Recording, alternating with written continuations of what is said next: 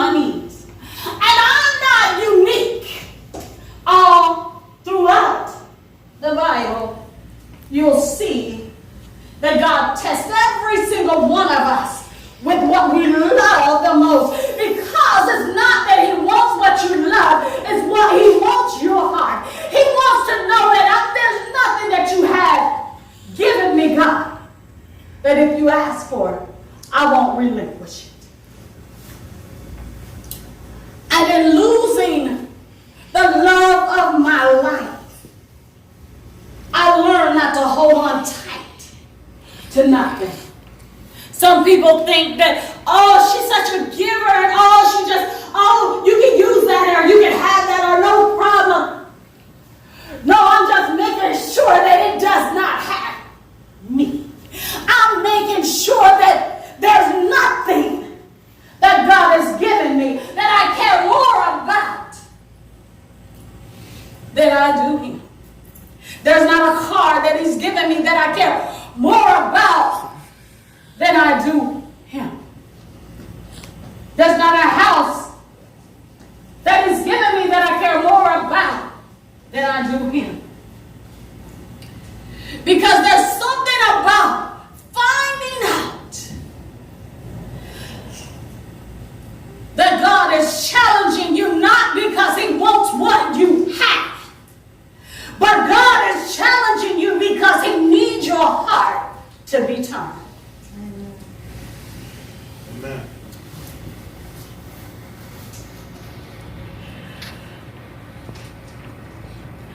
All throughout the Bible, you will see that God is saying, I'm not asking you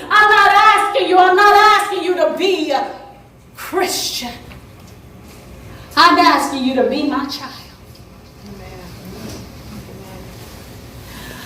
And what happened here in the first text is that Abraham did exactly what God told him to do. He was willing to give up the love of his life. I will hold on to my career more than I'll hold on to you. I will hold on to this more than Abraham released it. And God said, because you released it,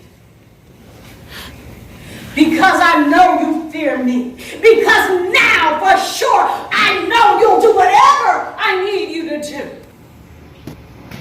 I'm going to bless you. Oh, I'm going to multiply you. What you thought you had, I'm going to give you even more. And I don't know, many times we don't preach about it, but Abraham after Isaac had many children. But that was from willing to give up the first. And I believe without a shadow of a doubt that in our second text, if the rich man would have went and sold everything that he had and relinquished everything that he had, and right when he got ready to give it to the poor, the same thing would have happened. God would have said, whoa, you don't need to do that. I see now you fear me. God didn't need his wealth. He just needed his heart. I just need to know that you fear me. I just need to know that there's nothing that you'll have or hold on to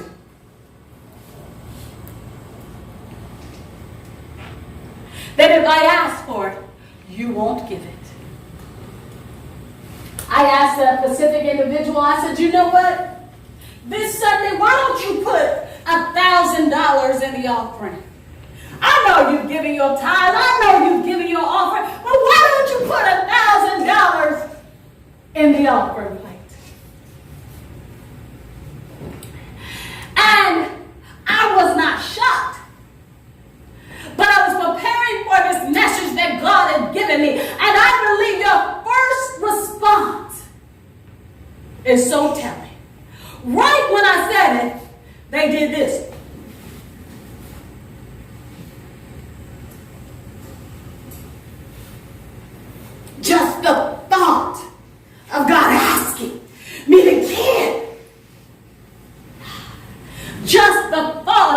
saying, I want the love of your life. Just the thought of God saying, what is it that you want? What is it that you love? That's what I'm going to challenge.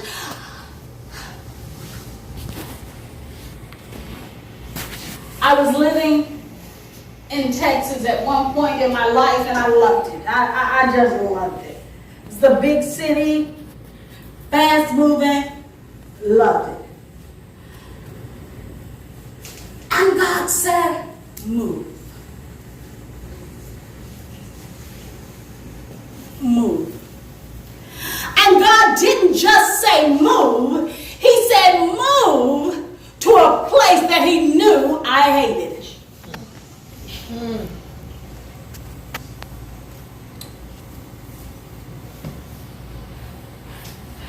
I'm here to tell you that the love of your life is going to be challenged.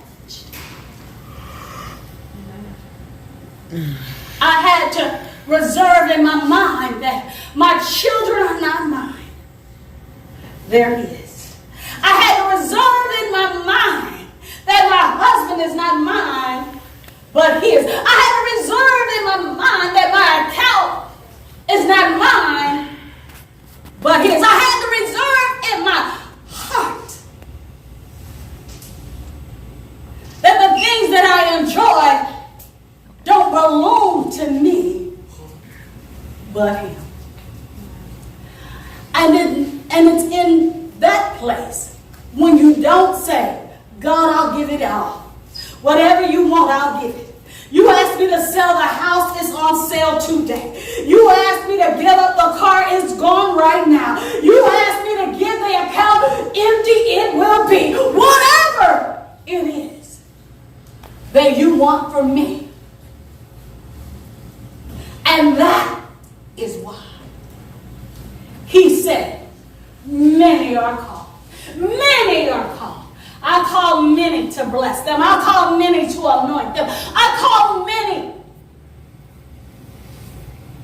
that I can only use a few.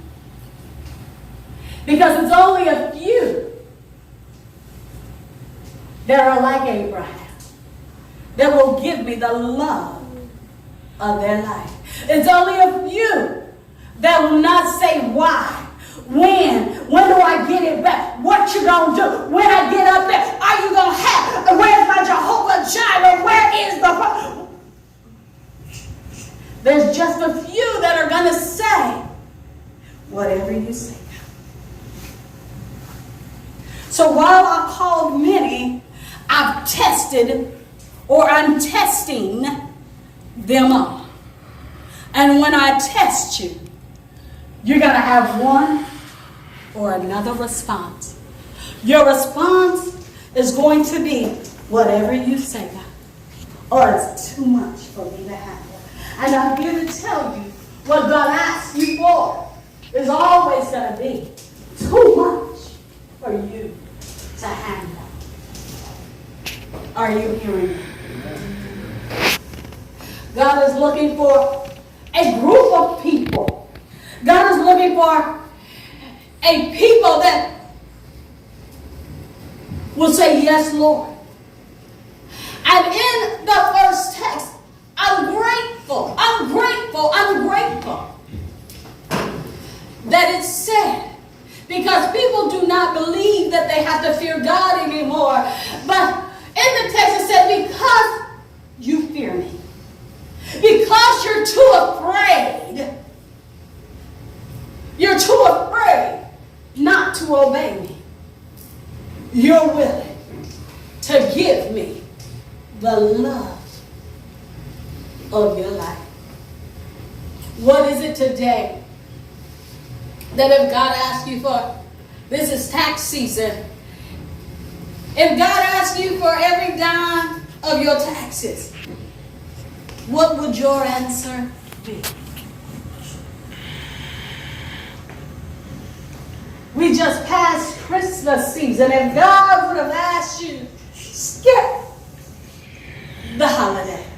What would your response have been? If God would have asked you to move or not move. Stay where you are. What would your response be? I'm here to tell you that you're not unique in this process. Neither was Abraham, neither was Jacob, neither was Tracy, and neither are you. Saul was asked to kill a king that he didn't want to kill. Moses was asked to go to a location that he just did not want to go back to and deal with the people that raised him. But I need to know that you'll do what I've asked you to do, regardless of how it feels. I need to know as I close, if I asked you for it, if I asked you for the love of your life, if I asked you for what's got you instead of what you got, if I ask you for what you love, will your answer be, yes, Lord? Would your answer be, yes, Lord? There's a song that we used to sing when I was coming up that is so befitting right now, and it says, yes, Lord. Yes, Lord. From the from the bottom, there's no room for nothing else. Yes, Lord, is all the way at the bottom of my heart. From the very bottom of my heart to the depths of my soul. My answer to you, God, is yes, Lord.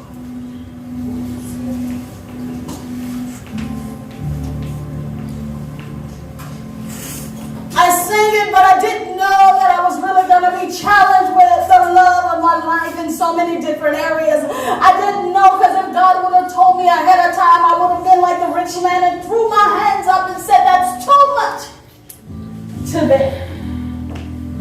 You're asking me to give up the one I love. But in giving up what I love, God has given me greater. And now I've learned to sing the song from the depths of my heart. Yes, Lord. No matter what it is, no matter what you ask, no matter what. Yes. You can have the love of my life. Yes.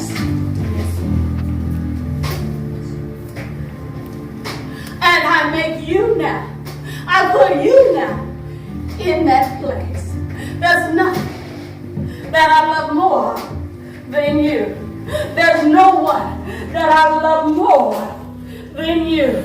There's nothing I want to do more than being with you. There's nothing. My whole heart says yes. Every part of me says yes. And so, if you'll sing it with me as we stand. Yes, Lord. Yes, Lord. Yes, Lord. From the bottom of my heart to the depths of my soul. Yes, Lord.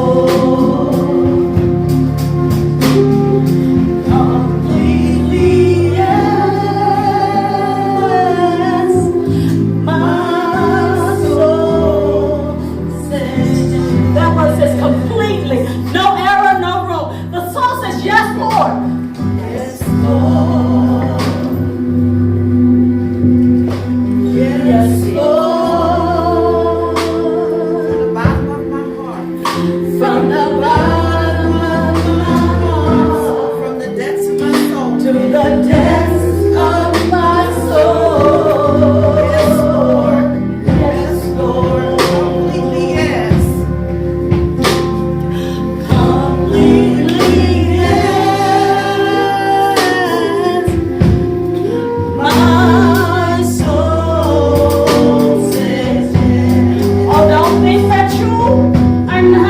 be challenged with it. But God is willing to inform you ahead of time so that He knows that your answer is going to be. Yes, Lord. Yes, Lord. From the bottom of my heart to the depths of my soul. My answer is yes. My answer is yes. Completely yes. My soul said yes. Oh, and everyone singing yes, Lord. Yes, Lord. Yes, Lord. From the bottom of my heart to the depths of my soul. Yes, Lord. Completely yes. My soul says yes. Yes, Lord. Yes, Lord. From the bottom of my heart, I really didn't know. To the depths of my soul. If I had ever told God yes, Lord, that I was so sorry for ever putting a man in front of Him, for ever loving a man more than I love my God. And once He gave me this message and He reminded me of a time in my life that I had put a love of my life in front of Him, and when He asked for it, I wanted to walk away.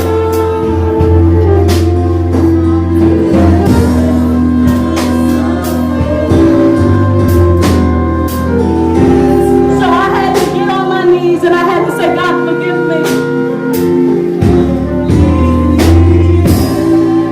Forgive me forever.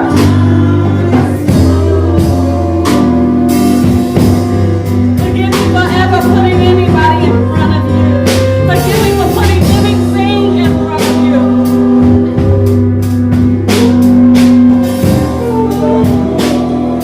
From here on out in my life, my answer is yes, Lord.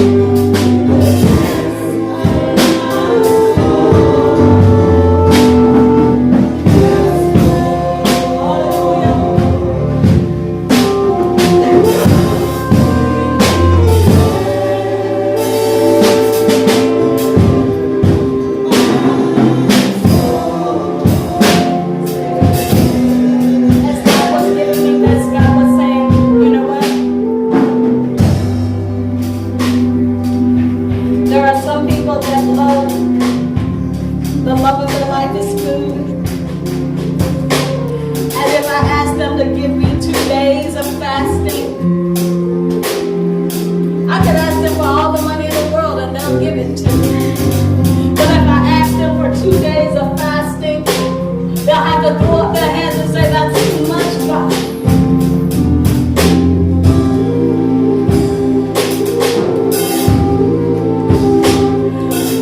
As I was preparing this message, God began to share with me that sleep and what they want to do is more important in the love of their life. If I ask them to get up at 3 in the morning and pray, hands go up, no Lord, that's too much. You're asking for too much now. I'll give you all the money. I'll give out the food, but if you ask me to get up at 3 in the morning and pray, that's just a bit too much.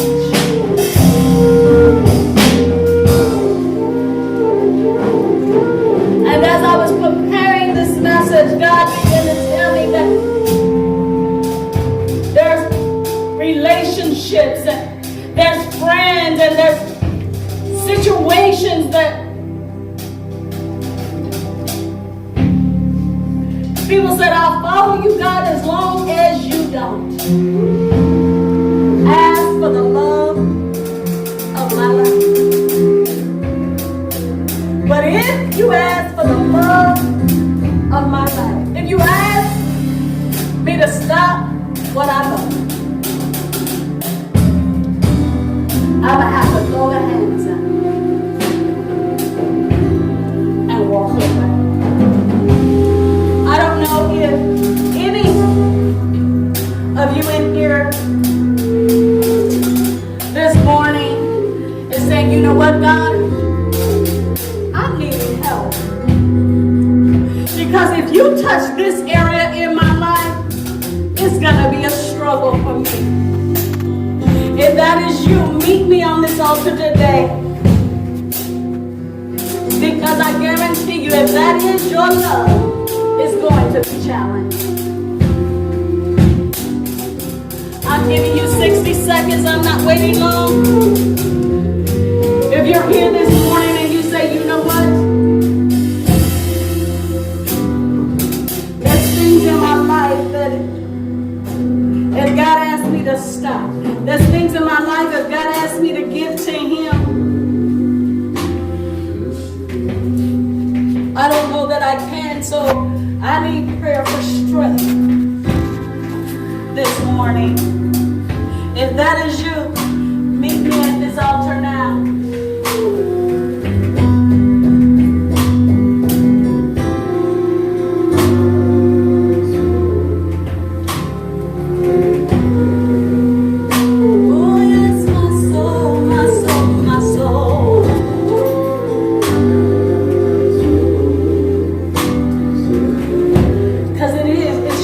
That has